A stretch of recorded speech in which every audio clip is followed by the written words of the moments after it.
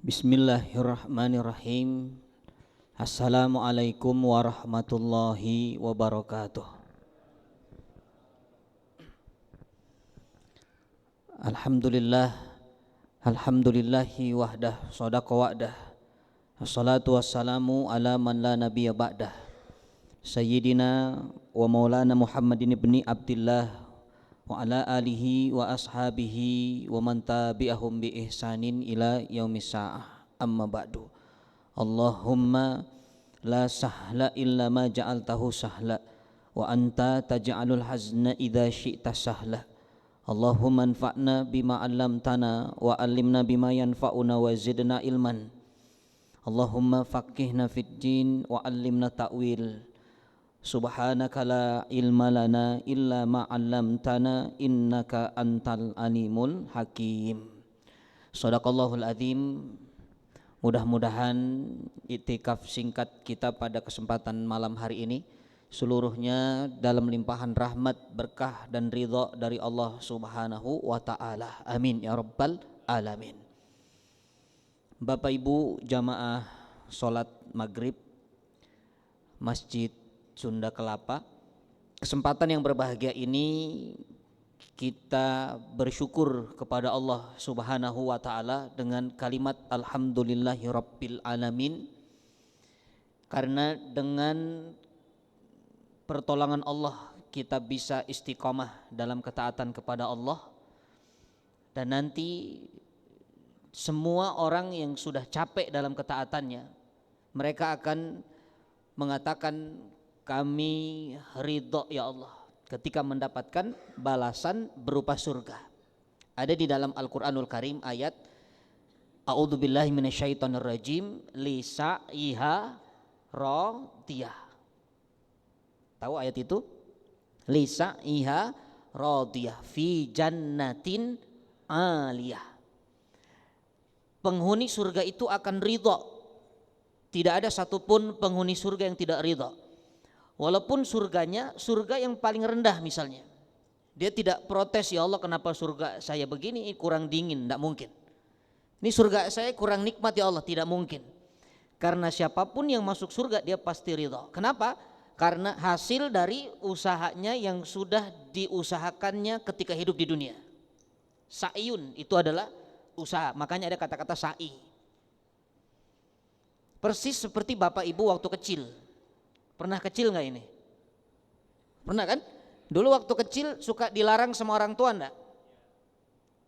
Misalnya, nak jangan kesini, nak jangan begini. Dulu ketika di masa itu kita dilarang, mungkin saat itu kita jengkel. Kenapa sih nggak boleh? Ini ayah ini bawel, nih mama cerewet. Apapun dilarang. Mungkin dulu kita begitu, tapi setelah sekarang kita dewasa, kita merasakan manfaatnya, maka kita akan membenarkan apa yang sudah dilakukan oleh orang tua kita dulu. Oh ternyata ini efeknya, oh ini manfaatnya, kenapa dulu tidak boleh begini. Pernah nggak merasakan itu? Nah itulah dikatakan kita akan ridho pada masanya. Dulu kita marah, sekarang kita bersyukur. Saya dulu di pesantren sering terkena hukuman. Ya enggak sering lah, kalau sering berarti enggak pernah benar gitu ya. Dan saya bertemu dengan kakak kelas saya waktu dulu di pesantren, beliau kakak kelas saya bagian keamanan. Jadi kalau di pesantren tuh ada namanya bagian keamanan, tugasnya menghukum santri yang bandel, yang melanggar tuh dihukum. Nah beberapa bulan kemarin saya ketemu dengan beliau di salah satu kantor travel, karena beliau WA minta ketemuan. Komentar beliau cuman yang saya rekam betul tuh kalimatnya diulang-ulangi, saya nggak nyangka antum sekarang jadi seperti ini. Bapak Ibu kira-kira kalau komentarnya seperti itu, dulu di pesantren saya bandel atau benar? Subhanallah. Iya, komentarnya begitu. Saya nggak nyangka antum sekarang seperti ini. Lalu saya katakan begini, Ustadz, itu semua berkat perjuangan antum juga itu. Lalu dia tanya, ingat nggak dulu waktu kamu di pesantren saya pernah hukum kamu, saya pernah tempeleng, saya pernah jemur, saya pernah ini. Ingat Ustadz, justru karena antum pernah hukum saya, sekarang saya jadi begini. Kalau antum nggak tempeleng saya waktu itu, mungkin sekarang saya nggak begini. Coba lihat, dulu ketika saya dihukum, saya jengkel tuh. Tapi sekarang saya katakan, justru karena sebab antum kasih hukuman, saya bisa seperti ini. Seolah-olah saya ucapkan terima kasih atas hukumannya. Saya ridho sekarang, dulu sebel. Datang teman saya, itu adik kelas, datang, dia cerita juga itu. Ustadz, saya pernah ditempeleng Pak Kiai katanya. Saya pernah dipukul Pak Kiai. Ini bukan lagi kakak kelas, langsung Pak Kiai yang mukul itu. Dan ini yang punya travel, ya adik kelas ini punya travel itu, tempatnya beliau yang punya. Lalu saya katakan begini, gara-gara antum dipukul Pak Kiai, sekarang antum punya travel. Coba kalau yang dipukul dulu saya, mungkin saya yang punya travel sekarang. Subhanallah. Jadi artinya apa? Kita akan ridho setelah kita tahu hasil daripada apa yang sudah kita usahakan. Makanya capeknya ibu bapak kumpul ba'da maghrib di tempat ini, ya menunggu waktu isya, apalagi tadi pagi aktivitas, ya mungkin ada yang bekerja, ke tempat ini juga harus melalui jalanan yang mungkin macet. Semua capeknya itu nanti kita akan ucapkan ketika di dalam surga, ya Allah kami ridho. Kami ridho. Maka mudah-mudahan ya, semua capeknya kita dalam ketaatan kepada Allah menjadi sebab Allah letakkan kita nanti di jannatin aliyah, surga yang tertinggi, surga Firdausil A'la. Amin ya rabbal alamin. Bapak Ibu yang dirahmati Allah, hari ini pembahasan kita tentang sirah sahabat, yaitu sahabat yang dirindukan surga. Sahabat yang dirindukan surga. Sebenarnya semua sahabat pasti dirindukan oleh surga, apalagi sahabat yang sudah dijamin masuk surga, 10 sahabat Rasul sallallahu alaihi wasallam. Tapi nanti ada khusus yang keluar dari lisan Rasulullah SAW bahwa sahabat ini termasuk di antara sahabat yang dirindukan oleh surga Allah Subhanahu wa taala. Kita sudah pernah membahas tentang sahabat Rasulullah yang bernama Abu Bakar radhiyallahu anhu. Kita sudah bahas itu. Dan kita juga sudah membahas dan melihat keutamaan daripada sahabat Umar bin Khattab radhiyallahu anhu. Dan kita sudah membahas sahabat Utsman bin Affan radhiyallahu anhu yang punya rasa malu yang luar biasa. Dan hari ini pastinya kita akan membahas sahabat yang tidak kalah luar biasa, yang rela mengorbankan nyawanya demi agama. Dan sahabat yang kecerdasannya sangat luar biasa. Sahabat yang ibadahnya juga sangat luar biasa. Dan inilah sahabat yang menjadi menantu Rasulullah sallallahu alaihi wasallam atas pilihan Rasulullah sallallahu alaihi wasallam, yaitu sahabat Ali bin Abi Thalib radhiyallahu anhu. Ini yang akan kita lihat pada kesempatan pertemuan hari ini. Lalu kita ambil pelajaran dari teladan yang dicontohkan oleh Ali bin Abi Thalib radhiyallahu anhu. Bapak Ibu yang dirahmati Allah, kalau kita berbicara keberanian itu ada dalam sosok Ali bin Abi Thalib pastinya. Kalau kita berbicara tentang kecerdasan itu ada di dalam sosok Ali bin Abi Thalib radhiyallahu anhu, karena Rasulullah SAW adalah kotanya ilmu, tapi gerbangnya itu adalah Ali bin Abi Thalib. Ya, Rasulullah itu Madinatul Ilm, kotanya ilmu, tapi gerbangnya Ali bin Abi Thalib.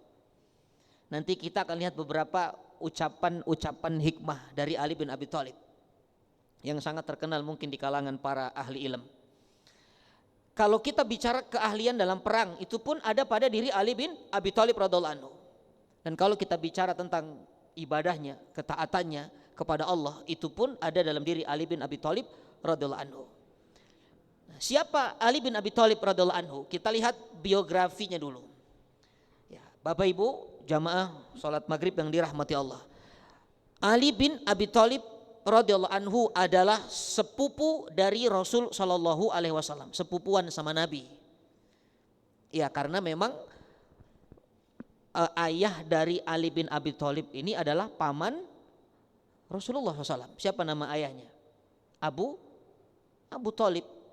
Ya, Abu Thalib ini ayah dari Ali bin Abi Thalib. Dan Ali bin Abi Thalib dilahirkan saat Abu Thalib tidak di rumah.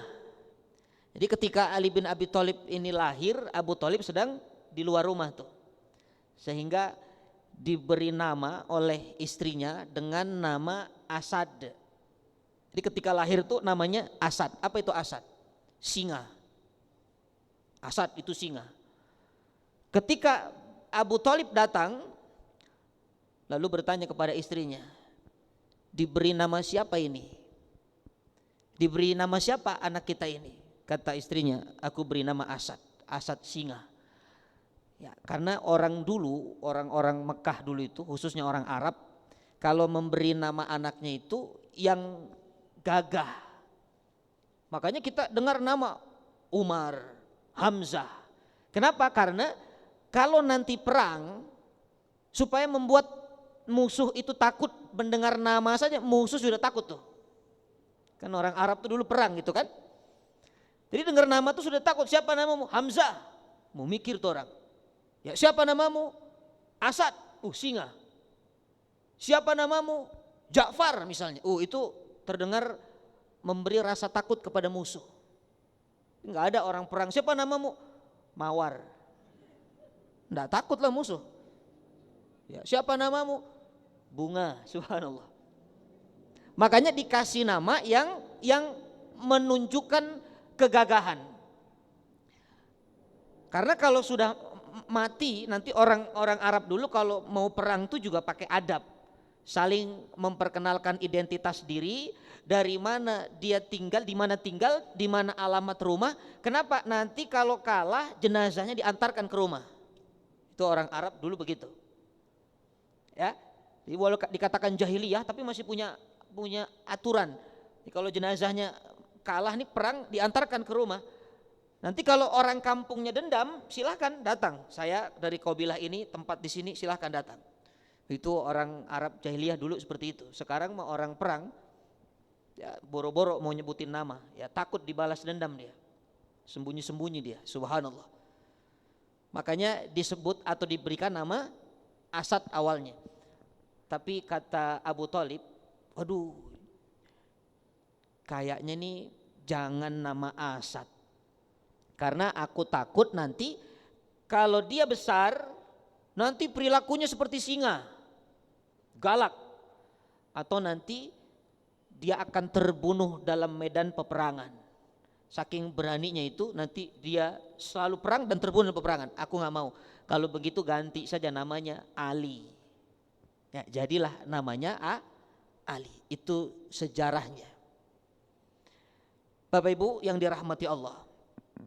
Ya, kita langsung melihat keutamaan dari Ali bin Abi Thalib. Karena waktunya terbatas, kita tidak terlalu lama lihat profilnya, biografinya. Kita akan melihat keutamaan dari sahabat Ali bin Abi Thalib radhiyallahu anhu. Yang pertama, sahabat Ali bin Abi Thalib radhiyallahu anhu adalah sahabat yang beriman dari kalangan laki-laki, sahabat yang pertama kali beriman dari kalangan laki-laki dan saat itu usianya masih 10 tahun. Jadi kalau disebut as-sabiqunal awalun, ya ini Ali bin Abi Thalib radhiyallahu anhu diantaranya. Ya, ketika Rasulullah menerima wahyu saat itu, mendapat wahyu, Nabi kan dakwah. Ya, jadi setelah Rasulullah SAW mendapat wahyu pertama itu di Jabal Nur, ya, lalu Rasulullah SAW mendapatkan ayat yang kedua, perintah untuk dakwah. Apa perintah dakwahnya itu? Ya ayyuhal muddathir kum fa'angzir.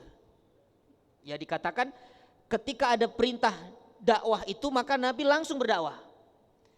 Dan yang pertama kali beriman kepada Rasulullah adalah istrinya Ibunda Khadijah radhiyallahu anha. Itu pertama kali beriman. Karena memang ini yang Allah pilih untuk mendampingi dakwah Rasul Shallallahu Alaihi Wasallam. Sebenarnya ada pelajaran yang bisa kita ambil.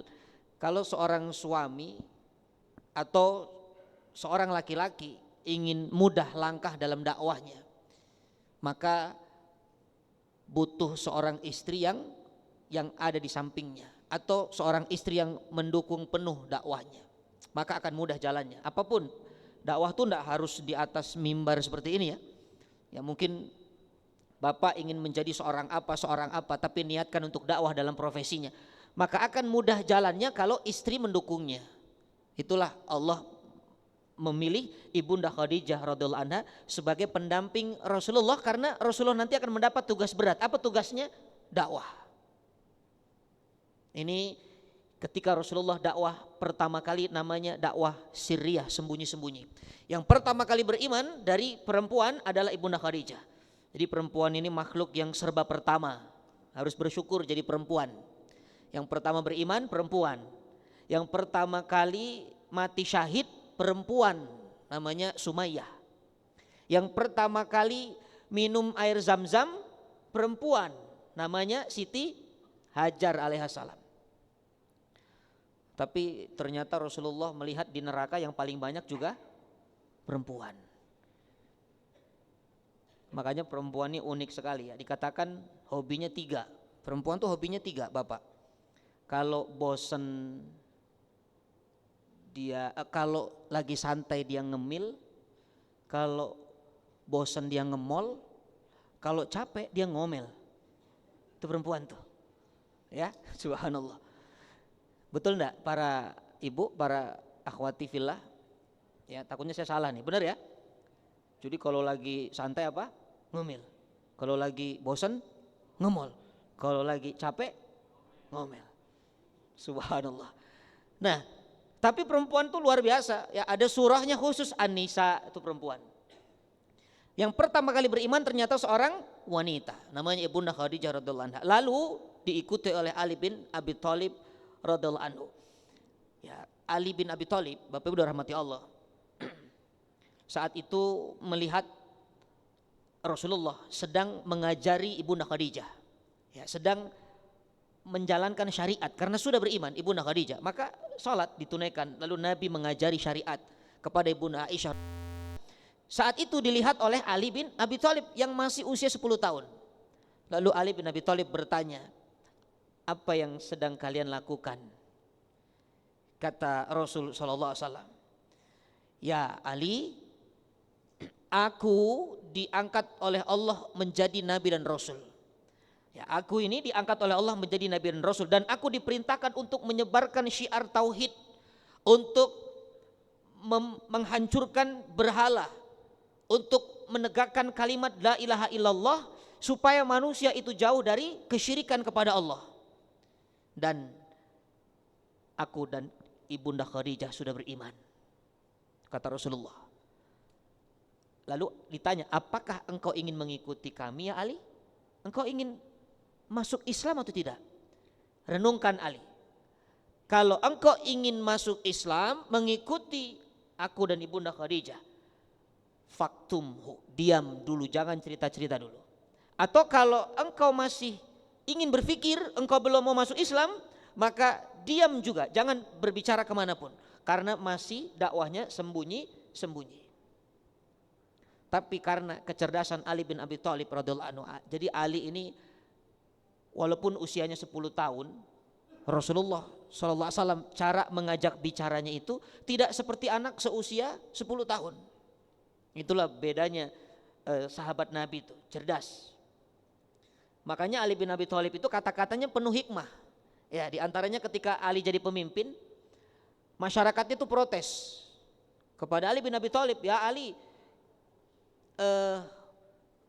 kenapa engkau memimpin begini? Wah, dikritik sama masyarakatnya, engkau begini, engkau begini.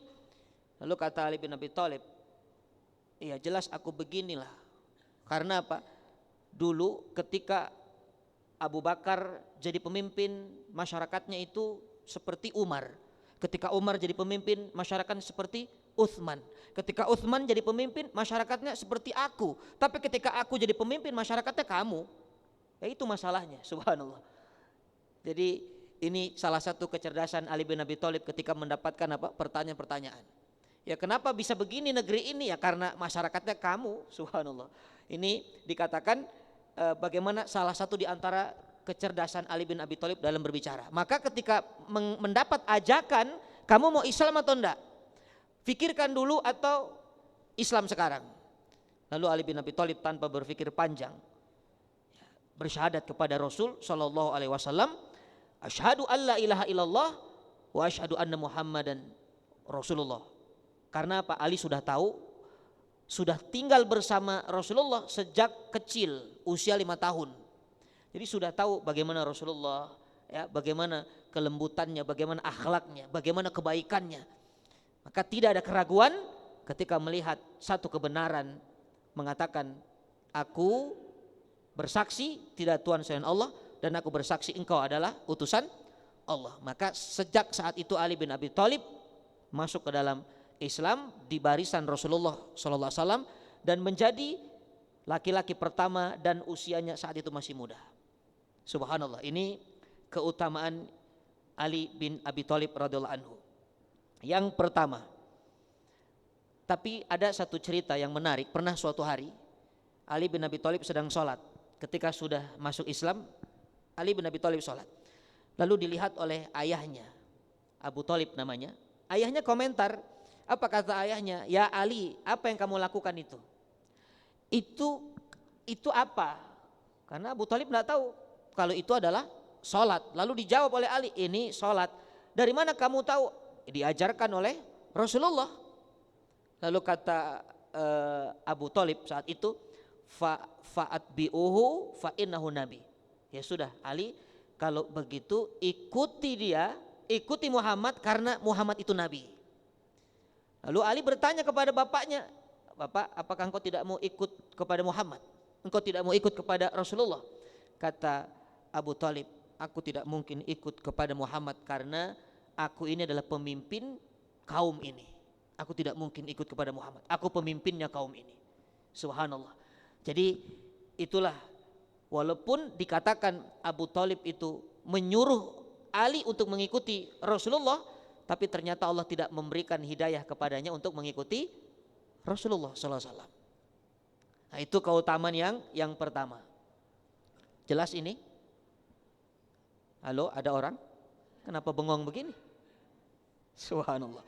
Itu yang pertama. Bapak Ibu yang dirahmati Allah. Yang kedua, apa keutamaan Ali bin Abi Thalib radhiyallahu anhu? Yang kedua, kalau ada hadis di dalam Al-Qur'an, di dalam hadis Rasulullah maksud saya, kalau ada hadis ya yang kita dengar ada kata-kata syabun nasya fi ibadatillah. Ini terdapat dalam hadis 7 golongan yang Allah berikan naungan, tidak ada naungan kecuali naungan dari Allah. Salah satunya seorang pemuda yang semangat dalam beribadah kepada Allah. Jadi kalau kita menemukan hadis itu, Bapak Ibu tahu itulah Ali bin Abi Thalib radhiyallahu anhu. Ya, jadi kalau kita ketemu hadis tadi, ada seorang yang Allah berikan naungan di hari kiamat, di mana tidak ada naungan kecuali naungan dari Allah. Salah satunya adalah seorang laki-laki, seorang pemuda yang semangat beribadahnya kepada Allah. Itu adalah Ali bin Abi Thalib radhiyallahu anhu. Kenapa Ali bin Abi Thalib punya semangat ketaatan yang luar biasa? Karena Rasulullah sudah mengambilnya di usia 6 tahun, 5 sampai 6 tahun kata ulama. Kalau kita lihat kisahnya, kenapa Rasulullah mengambil Ali untuk diasuhnya? Karena Nabi dulu, Rasulullah itu pernah ikut pamannya ketika usia Nabi 8 tahun. Ya, Rasulullah kan diasuh oleh kakeknya, lalu kakeknya wafat, diasuh oleh pamannya. Nah, di usia 8 tahun Abu Thalib mengasuh Rasulullah SAW. Dan Rasulullah melihat kehidupan Abu Thalib yang sangat luar biasa, sederhana. Ya, bisa dikatakan bahkan kekurangan secara ekonomi. Abu Thalib itu punya anak 14. Salah satunya adalah Ali bin Abi Thalib. Ketika Rasulullah tinggal di sana, Nabi itu melihat. Jadi kalau makan, itu Rasulullah ketika diberikan makan orang Arab itu kan pakai nampan ya, di atas nampan itu lalu disiapkan bareng-bareng. Rasulullah tidak mau makan bersama dengan 14 saudaranya ini, ya, anak dari pamannya, tidak mau makan dengan sepupunya. Kenapa? Karena Rasulullah tahu kalau Rasul ikut makan maka mengurangi jatah makanan. Itu Nabi itu. Ya, Rasulullah SAW akhlaknya luar biasa. Makanya Nabi menunggu kalau ada nasi yang berjatuhan keluar dari nampan, lalu dikumpulkan oleh Nabi, baru itu dimakan. Subhanallah. Itulah Rasulullah. Sehingga ketika Nabi sudah menikah dengan Ibunda Khadijah, ada pamannya lagi namanya Abbas yang mengatakan, ya Muhammad, kalau ingin meringankan beban daripada Abu Thalib, asuh salah satu dari putranya. Lalu yang namanya Ja'far bin Abi Thalib diasuh oleh Abbas. Rasulullah SAW mengasuh Ali bin Abi Thalib. Nah, jadi bentuk dari membalas kebaikan pamannya kepada dirinya, itu Rasulullah adalah pribadi yang pandai berterima kasih. Makanya ada kalimat man la yashkurin nas lam yashkurillah. Siapa yang tidak pandai terima kasih kepada manusia, maka dia tidak pandai terima kasih kepada Allah. Jadi Nabi itu paling pandai terima kasih. Ketika saya pernah cerita, kita waktu Abu Bakar kita bahas dulu, Abu Bakar di dalam gua, lalu disengat ular karena menutupi lubang, tidak ingin Rasulullah SAW mendapatkan bahaya di dalam gua. Lalu Rasulullah mengucapkan kepada Abu Bakar, jazaakallah khair ya Abu Bakar, jazaakallah khair Abu Bakar. Semoga Allah membalas kebaikanmu ya Abu Bakar. Itu contoh Nabi terima kasih. Makanya ada hadis Nabi, kalau ada orang yang berbuat kebaikan, maka balas kebaikannya. Kalau tidak bisa membalas kebaikannya dengan perbuatan, minimal ucapkan jazaakallah khair. Kalau perempuan jazaakillah khair. Itu dicontohkan oleh Rasulullah SAW. Itu kalimat berupa ucapan, berupa perbuatan ketika mengasuh Ali bin Abi Thalib radhiyallahu anhu, karena Nabi pernah diasuh oleh Abu Thalib. Nah, sehingga ketika Ali bin Abi Thalib tinggal di rumah Nabi dari usia 5 tahun, bayangkan, dari 5 tahun sudah tinggal bersama Nabi, maka tidak heran kalau semua kebaikan Nabi itu tertanam dalam jiwanya Ali bin Abi Thalib. Gerak-geriknya, tutur katanya, ucapannya, perbuatannya, lembutnya Nabi, semuanya itu terekam oleh Ali bin Abi Thalib. Makanya Ali bin Abi Thalib radhiyallahu anhu adalah seorang yang sangat-sangat taat luar biasa. Bahkan sejak usia muda. Karena anak muda ini kan resiko fitnahnya besar. Makanya nih bersyukur nih anak-anak Paris, ya, Rizka, remaja Islam. Ya, walaupun jamaahnya bukan remaja, tapi panitianya minimal remaja. Ya, remaja Islam. Ustadznya juga masih remaja. Subhanallah. Ya, kenapa? Karena manusia ini akan merasakan masa muda hanya satu-satunya. Coba, masa muda itu apa? Kita mau belajar dari Ali bin Abi Thalib nih. Masa muda itu kan masa di mana berada di antara dua kelemahan. Itu kan masa muda. Kekuatan di antara dua kelemahan. Kelemahan yang pertama waktu kecil, waktu bayi itu lemah tuh. Nanti berubah lemah jadi kuat, itulah masa muda. Kelemahan kedua ketika sudah tua dan beruban. Coba lihat Quran menyampaikan ketika masa lemah yang pertama itu tidak diiringi uban. Lemah pertama karena bayi diiringi dengan apa? Dengan kelucuan. Makanya orang gemes lihat bayi, seneng tuh. Waktu kita lemah pertama orang seneng. Tapi ketika lemah yang kedua nanti sudah tua dan beruban, orang tidak ada yang gemes, mules orang lihat kita.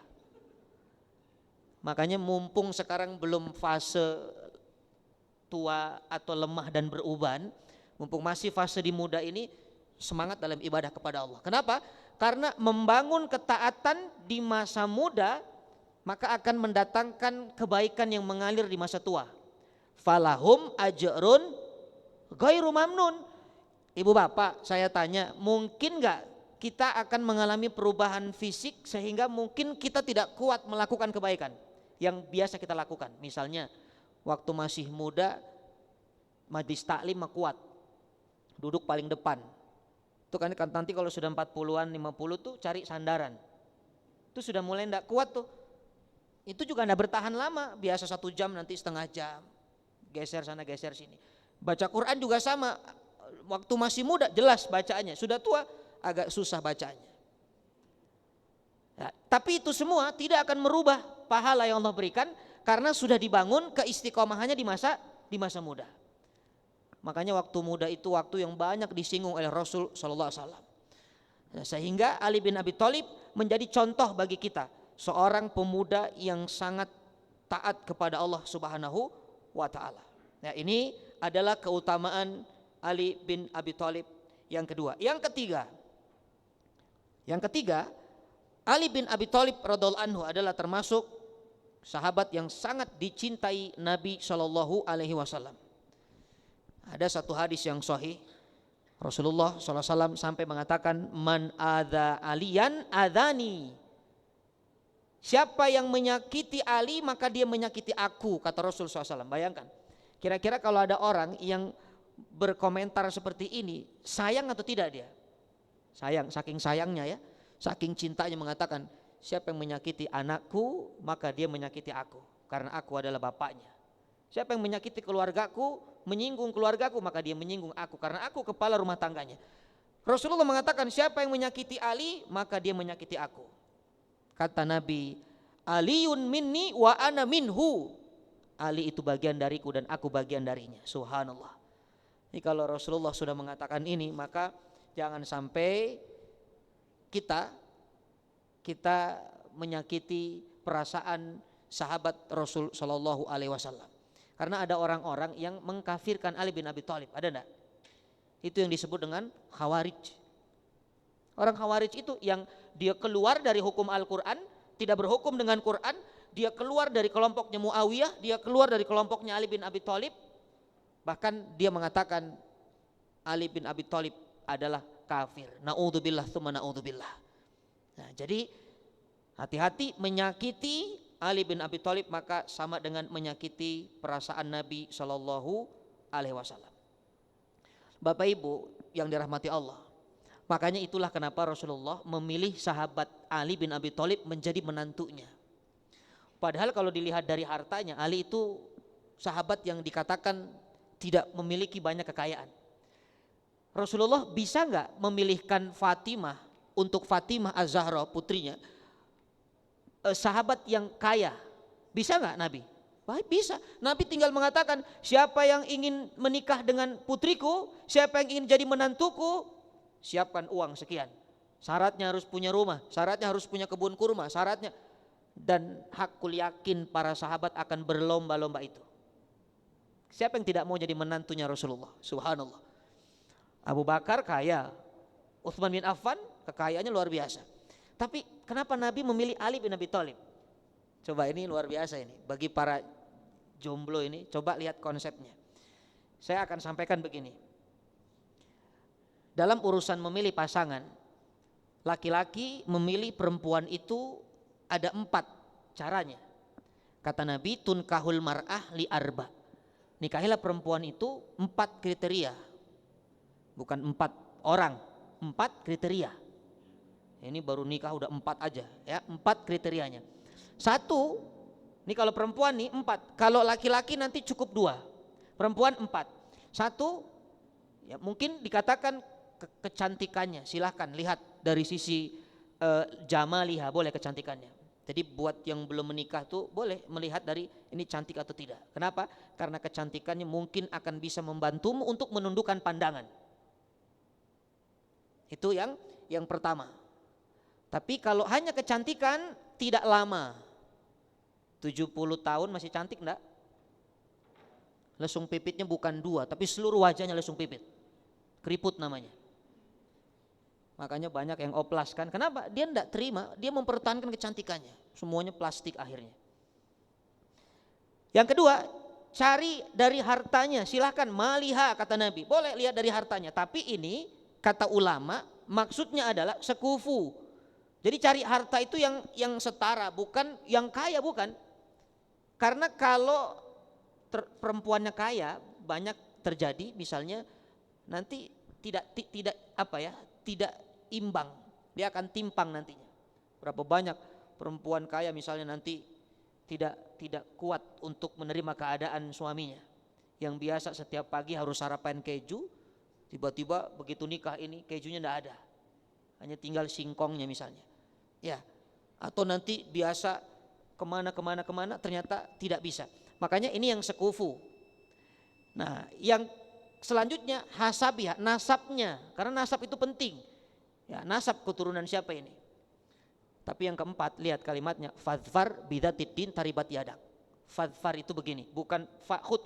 Nabi tidak mengatakan ambil fakhud dengan kata-kata apa? Fakhud itu ambil. Tapi Nabi menggunakan kata-kata fadfar. Fadfar itu begini, kalau saya gambarkan, ini ngambilnya itu begitu tuh. Itu namanya fadfar. Bahkan dari atas. Nah, dengan cepat. Jadi kalau ada wanita yang agamanya bagus, maka laki-laki itu cepat ambil, fadfar. Bukan fakhud. Kalau ngambil biasa ya pelan-pelan bisa diambil orang, makanya harus cepat. Nah, itu kalimat untuk bagaimana laki-laki ketika ingin memilih wanita. Tapi kalau wanita memilih laki-laki cuma 2, ya syaratnya cuma 2, tidak 4. Apa yang 2 itu? Ba'da isya insyaallah. Ya, karena sudah masuk waktu isya, ini yang mau nikah jangan pulang dulu. Ya, nanti nggak sempurna pemahamannya. Ya, kita sempurnakan dengan kafaratul majlis sementara. Jazakumullah khair. Subhanakallahumma wa bihamdika nasyhadu alla ilaha illa anta nastaghfiruka wa natubu ilaik. Assalamualaikum warahmatullahi wabarakatuh. Bismillahirrahmanirrahim. Assalamualaikum warahmatullahi wabarakatuh. Alhamdulillah, assalatu wassalamu ala rasulillah, wala haula wala quwata illa billah. Asyhadu an la ilaha illallah wahdahu la syarikalah, wa asyhadu anna Muhammadan abduhu wa rasuluhu, amma ba'du. Alhamdulillah, mudah-mudahan ibadah salat isya kita, qobliyah dan ba'diyah kita menjadi sebab Allah hilangkan dari sifat kita sifat-sifat kufur dan nifak. Amin ya rabbal alamin. Bapak Ibu jamaah salat isya Masjid Sunda Kelapa yang dirahmati Allah, pertemuan sebelum salat isya tadi kita sudah sampai kepada pembahasan tentang bagaimana cara memilih perempuan ya ketika ingin mencari pasangan yang disampaikan oleh Rasul Shallallahu Alaihi Wasallam. Ada 4 kriteria: cari kecantikannya, agamanya, nasabnya. Tapi kalau ada yang baik agamanya maka cepat, jangan ditunda-tunda, jangan dilama-lama. Fadfar itu mengambil dengan cepat. Tapi bagi perempuan ketika ingin melihat laki-laki itu hanya 2 pilihannya. Kata Nabi SAW, Dzu din, dzu khuluq. Ya, kalau ada laki-laki yang kamu ridho dengan agamanya, lalu laki-laki itu datang kepadamu, wahai perempuan, maka jangan tolak lamarannya, jangan tolak pinangannya. Tapi syaratnya apa? Lihat agamanya dan akhlaknya. Jadi buat laki-laki tidak ada gantengnya, ya, tidak ada nasabnya, tapi yang dilihat adalah agamanya dan akhlaknya. Kenapa? Karena seganteng apapun, sekaya apapun laki-laki itu, kalau akhlaknya buruk, wanita tidak akan mau. Betul enggak? Para ibu perempuan nih akhwat, coba ada laki-laki ganteng kaya tapi akhlaknya buruk, suka nyakitin, KDRT misalnya, atau lebih tinggi lagi KDRW, mau nggak itu? Nggak mau.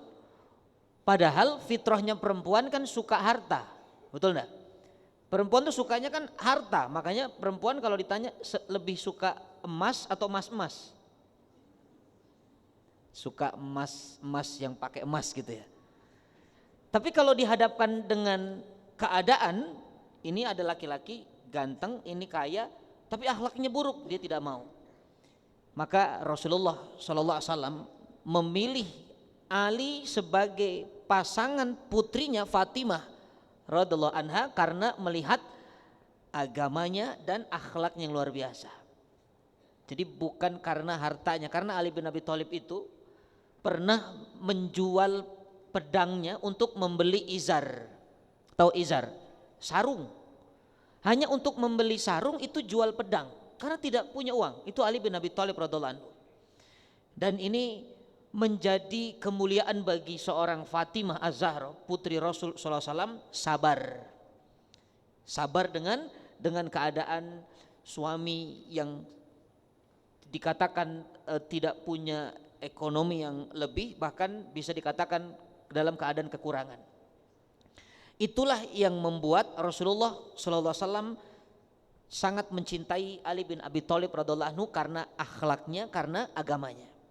Jadi dua-duanya ini, kalau laki-laki agamanya bagus tapi akhlaknya tidak baik, maka jangan dipilih. Atau sebaliknya, akhlaknya baik tapi agamanya tidak, jangan dipilih. Jadi dua-duanya ini yang disampaikan oleh Rasul sallallahu alaihi wasallam. Bapak Ibu yang dirahmati Allah, itulah keutamaan Ali bin Abi Thalib. Agamanya baik, akhlaknya luar biasa. Yang keempat, apa keutamaan Ali bin Abi Thalib radhiyallahu anhu? Ali bin Abi Thalib radhiyallahu anhu dikelilingi oleh manusia yang mulia, dikelilingi oleh kemuliaan yang luar biasa. Subhanallah. Kalau kita lihat, Ali bin Abi Thalib radhiyallahu anhu punya paman namanya Hamzah. Ya, Hamzah itu pamannya. Hamzah ini adalah Sayyidus Syuhada, tuannya syuhada. Syuhada itu orang yang mati syahid. Karena Hamzah ini terbunuh dalam peperangan Uhud. Maka ini bagian dari kemuliaan Ali bin Abi Thalib. Lalu punya mertua Rasulullah sallallahu alaihi wasallam, manusia yang termulia di atas muka bumi ini. Yang ketiga, punya istri Fatimah Az-Zahra. Fatimah itu Sayyidatun Nisa min ahlil jannah, tuannya perempuan-perempuan penghuni surga. Bahkan dikatakan ratunya wanita di dunia itu ya Fatimah, ratunya wanita di surga itu ya Fatimah radhiyallahu anha.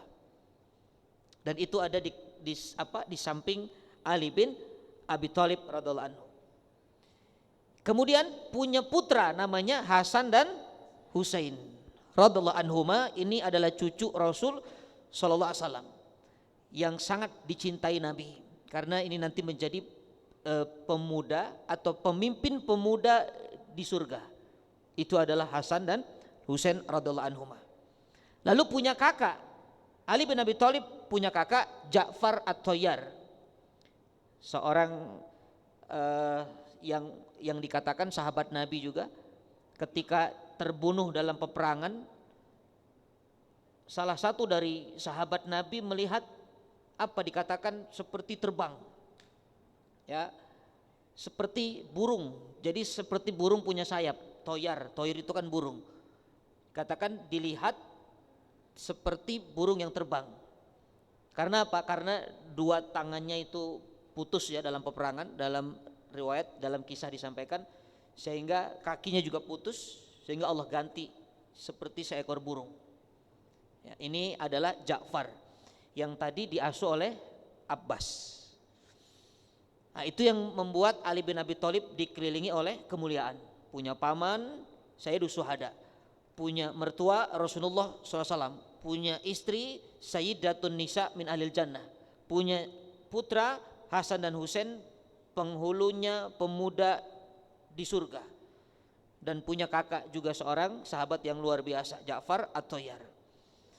Nah, ini poin yang keempat, keutamaan Ali bin Abi Thalib. Yang kelima, Bapak Ibu dirahmati Allah, karena keterbatasan waktu kita tidak lama-lama di sini. Yang kelima, ini yang menjadi tema kita malam hari ini. Ali bin Abi Thalib radhiyallahu anhu adalah sahabat yang dirindukan surga. Sahabat yang dirindukan surga. Semua sahabat itu bisa dikatakan ya ahli surga, apalagi yang Nabi sudah menjamin 10 sahabat yang dijamin masuk surga. Tapi ada statement khusus dari Rasulullah SAW tentang Ali bin Abi Thalib. Dalam satu hadis yang sahih, Rasulullah SAW mengatakan al-jannatu tashtaqu thalatha. Surga itu rindu dengan 3 orang. Ya, surga merindukan 3 orang. Ini hebat. Dirindukan surga. Kalau kita rindu dengan surga. Tapi 3 manusia ini dirindukan oleh surga. Kira-kira lebih enak mana? Dicintai atau mencintai? Hah? Lebih enak dicintai. Emang egois. Subhanallah. Lebih enak dirindukan atau merindukan? Dirindukan lebih enak. Yang merindukan ini surga, tidak tanggung-tanggung. Subhanallah. Siapa mereka? Yang pertama kata Nabi SAW, Ali bin Abi Thalib radhiallahu anhu. Ali dirindukan surga. Apa yang menyebabkan Ali dirindukan surga? Ini yang kita akan ambil pelajaran. Kata Nabi SAW, karena Ali rela berkorban demi aku, bahkan mengorbankan nyawanya demi aku, berani mempertaruhkan kehidupannya. Kapan? Ketika Nabi mau hijrah. Kita sudah sering dengar cerita itu. Ketika Nabi mau hijrah, siapa yang menggantikan tidurnya Rasul? Siapa yang tidur di atas tempat tidurnya Rasul? Ali bin Abi Thalib, seorang anak muda. Dengan ditutup selimut saat itu, yang ada di pikirannya adalah pokoknya aku mencintai Rasulullah, aku siap berkorban dengan nyawaku untuk Rasulullah SAW. Itu yang ada di pikirannya. Itu kan taruhannya nggak ada pilihan kecuali mati dan wafat, nggak ada lagi tuh. Dan ditutup selimut. Seandainya orang kafir langsung menikam, maka Ali sudah wafat. Tapi kejadiannya tidak begitu. Ketika masuk orang kafir, dibuka selimutnya, ternyata di dalamnya bukan Rasulullah tapi Ali bin Abi Thalib.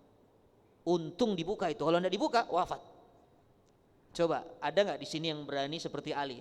Siapa yang paling hebat keberaniannya di sini? Seandainya ada ulama dicari-cari mau dibunuh, ya kita ngaku sebagai muridnya, coba gantikan tidurnya. Aduh, baru nikah Pak Ustadz saya. Aduh, anak saya baru, istri saya lagi hamil ini. Jangan saya. Ini kayaknya lebih pantas nih. Subhanallah. Tapi tidak dengan Ali bin Abi Thalib. Itulah yang dikatakan Ali bin Abi Thalib rela berkorban, ya bahkan bukan hartanya yang dikorbankan, tapi nyawanya dikorbankan untuk Rasulullah SAW. Ya, sehingga ada satu hadis Rasulullah, awalul fida fil Islam, yang pertama kali berani berkorban dengan nyawanya dalam Islam itu adalah Ali bin Abi Thalib radhiallahu anhu. Yang pertama kali berkorban nyawa dalam Islam itu Ali bin Abi Thalib radhiallahu anhu. Awalul fida fil Islam. Jadi kalau Bapak Ibu, akhwati fillah, ikhwani fillah, ingin dirindukan surga, ya korbankanlah apapun yang kita miliki untuk agama Allah. Ya, untuk agama Allah. Kalau berkorban untuk Rasulullah, sekarang Rasulullah sudah tidak ada, tapi berkorban untuk syariat yang diajarkan oleh Rasulullah SAW. Silakan. Yang dengan hartanya, silakan korban dengan hartanya. Berkorban dengan jiwanya mungkin, silakan. Maka siapa tahu pengorbanan kita mendapatkan balasan dari Allah, dirindukan dengan surga. Ya, surga rindu kepada orang-orang yang berbuat atau dikatakan berkorban demi agama Islam. Apapun yang dimilikinya, itu kata ulama.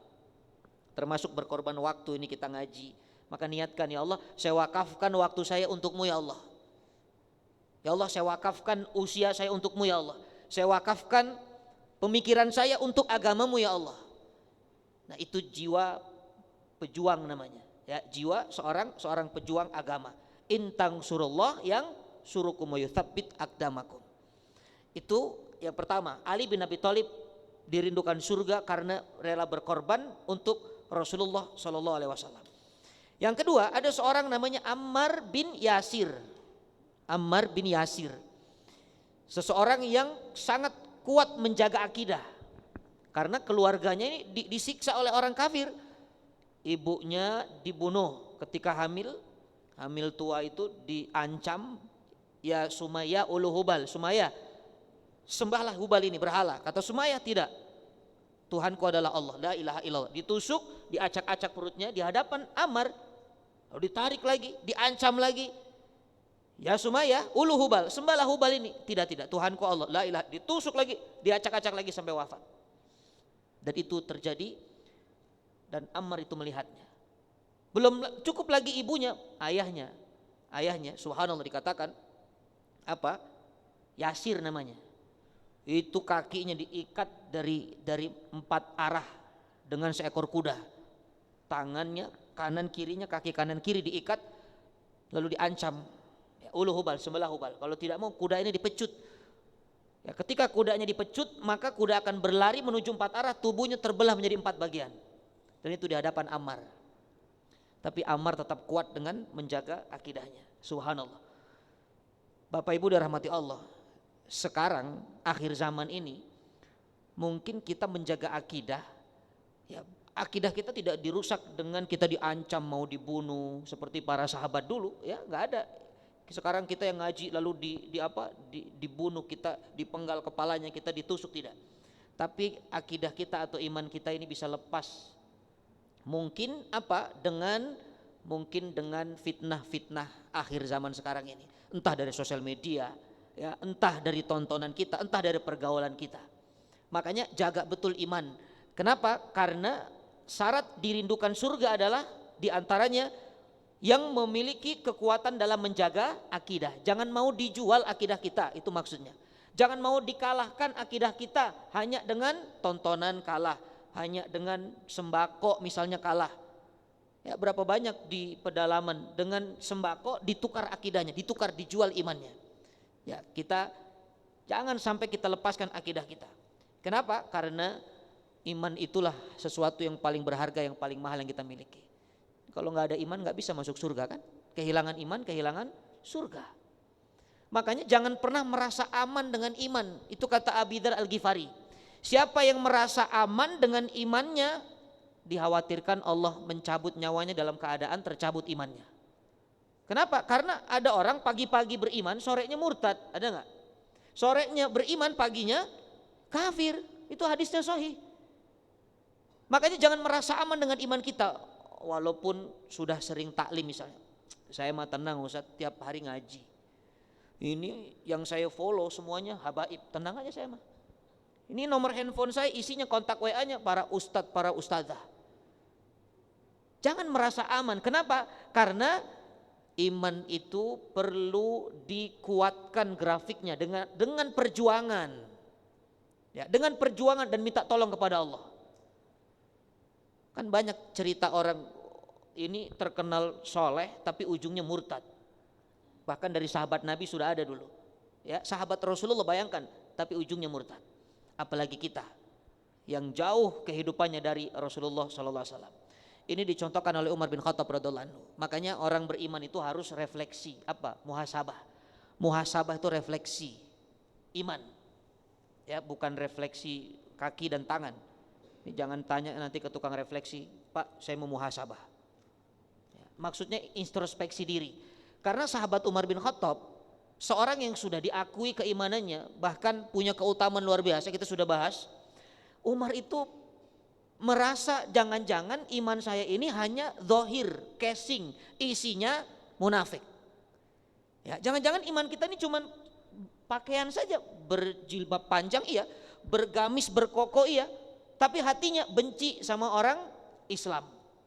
Tapi hatinya pelit, tapi komentarnya menyakiti perasaan sesama muslimnya. Kan Islam bukan itu, iman bukan itu. Makanya Umar bin Khattab pernah mendatangi Hudzaifah. Hudzaifah ini sahabat Nabi yang sahibus sirrun Nabi. Dia punya rahasia nama-nama orang munafik. Dan apa pertanyaan Umar bin Khattab kepada Hudzaifah? Ya Hudzaifah, apakah Rasulullah menyebut namaku termasuk ke dalam golongan orang munafik? Hudzaifah bingung. Ya, kenapa? Ini yang bertanya seorang Umar bin Khattab yang punya keutamaan luar biasa. Di antaranya kita sudah pernah bahas, Umar sahabat yang dijamin surga oleh Rasulullah SAW. Umar bin Khattab adalah sahabat yang dikatakan mati syahid. Umar bin Khattab dikatakan kalau ada nabi setelah aku yang pantas jadi nabi Umar. Tapi kenapa bertanya kepada Hudzaifah, Rasulullah menyebutku munafik atau enggak? Lalu kata Hudzaifah, ya Umar, ya Amirul Mukminin, la uhassisir Rasul. Aku tidak mungkin cerita. Kenapa? Karena ini rahasia. Kalau aku ceritakan nanti orang lain akan datang bertanya, aku ceritakan lagi, datang lagi, aku ceritakan lagi, maka aku tidak akan cerita. Inilah cara menjaga rahasia itu begitu. Jadi jangan kalau ada rahasia diceritakan, ini rahasia, tapi cukup ibu yang tahu. Jangan cerita lagi ke orang lain. Nanti dia, ini rahasia ya, cukup ibu yang, akhirnya satu kampung tahu. Awalnya kentang jadi keripik, pedes lagi. Tuh lihat Hudzaifah jaga rahasia. Lalu komentar Hudzaifah sambil menangis mendengar pertanyaan itu, Hudzaifah mengatakan, ya Amirul Mukminin, idza antal munafik famanil Islam idzan. Idza antal munafik famanil Islam idzan. Ya Amirul Mukminin, kalau Anda munafik terus yang Islam siapa? Subhanallah. Bayangkan kalau sekelas Umar saja munafik, kita ini apa? Ya, makanya dikatakan Umar dalam rangka memuhasabah imannya kepada Allah. Jangan-jangan kita ini hanya mengaku-ngaku beriman, gede rasa, GR, padahal imannya belum dikatakan seorang mukmin. Nah, sehingga jagalah iman kita, karena boleh jadi karena kita kuat menjaga iman, Allah menjadikan kita hambanya yang dirindukan oleh surga. Seperti siapa? Ammar bin Yasir. Secara fisik dia kuat jaga imannya. Ya, mungkin kita bukan fisik ujiannya. Tadi yang saya sampaikan bisa jadi dari ujian-ujian yang lain yang mungkin juga berat kita rasakan. Makanya tujuannya ngaji itu apa? Jaga iman. Subhanallah. Itu yang kedua, ada Ammar bin Yasir. Yang ketiga ada Salman Al-Farisi. Salman Al-Farisi dari Persia. Makanya namanya Al-Farisi itu Persia. Ya, jadi kalau dari Sunda Kelapa, As-Sunda Kelapai, subhanallah. Salman Al-Farisi ini orang yang selalu mencari yang hak dalam ilmu, mencari apa? Mencari ilmu yang benar. Hobinya kesana kemari cari ilmu, itu Salman Al-Farisi. Makanya wajar kalau ada orang datang untuk mencari ilmu, bisa jadi orang itu adalah orang-orang yang dirindukan oleh surganya Allah. Kan hadis Nabi jelas, man salaka thoriqan yaltamisu fihi ilman sahalallahu bihi thoriqan ilal jannah. Siapa yang berakrab-akrab melangkahkan kakinya untuk bermajlis ilmu atau untuk mencari ilmu, maka Allah mudahkan langkahnya menuju surga. Jadi Bapak Ibu nih, teman-teman semua ini adalah orang-orang yang dikatakan dirindukan surga dari sebab mencari ilmu yang benar. Contohnya siapa? Salman Al-Farisi. Nah, kita mau ikut siapa itu? Ingin dirindukan surga dari Ali bin Abi Thalib, maka jadilah orang yang rela berkorban untuk agama. Atau dari Ammar bin Yasir, jagalah iman kita, ya, jagalah akidah kita. Atau Salman Al-Farisi, ya, rajin tuh cari ilmu, ya, ilmu yang hak di atas sunnah Rasul sallallahu alaihi wasallam. Itu adalah keutamaan yang kelima, sahabat yang dirindukan surga. Yang keenam, ini yang terakhir, Ali bin Abi Thalib radhiyallahu anhu punya keutamaan memiliki keahlian dalam peperangan. Jadi jago perang. Subhanallah, jago duel. Ya, Rasulullah itu kalau memberikan tugas kepada para sahabat sesuai dengan keahlian. Inilah yang dikatakan apabila sesuatu diserahkan kepada yang bukan ahlinya, maka tunggu kehancurannya. Itu kan? Ada kaidah itu. Makanya Rasulullah SAW memberikan tugas kepada para sahabat sesuai keahlian. Misalnya urusan berdakwah, Rasulullah tidak mengirim Abu Bakar, tidak mengirim Umar radhiyallahu anhu. Nabi itu tidak ngirim Umar dan Umar dalam urusan dakwah. Kenapa? Karena Umar dan Abu Bakar radhiyallahu anhu punya keahlian yang lain yang lebih penting menurut Rasulullah, yaitu bernegosiasi, bermusyawarah, menyelesaikan satu urusan atau terkait dengan kemenangan atau futuhat. Itu adalah cocok kepada Abu Bakar, kepada Umar radhiyallahu anhu. Nanti dalam urusan apa misalnya Rasulullah dalam urusan dakwahnya, siapa yang dikirim? Mu'ad bin Jabal. Itu dikirim tuh, Rasulullah pernah mengutus Mu'ad bin Jabal kemana? Ke Yaman untuk menyampaikan dakwah. Salah satu pesan Nabi adalah, ya Mu'ad, kalau kamu nanti jadi pemimpin, yasir wala tu'asir, mudahkan jangan persulit. Ini buat para pemimpin ya dimanapun pemimpin apapun itu, kalau jadi pemimpin mudahkan, jangan persulit. Nah, ini untuk nasihat ya, bukan untuk berdoa. Ini kalau buat berdoa kurang adab sama Allah. Kita kan kadang-kadang doanya begitu.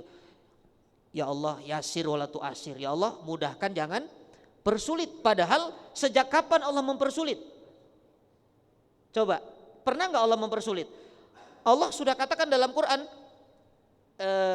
yuridullah bikumul yusra wala yuridu bikumul usr. Allah itu maunya gampang, Allah nggak mau susah.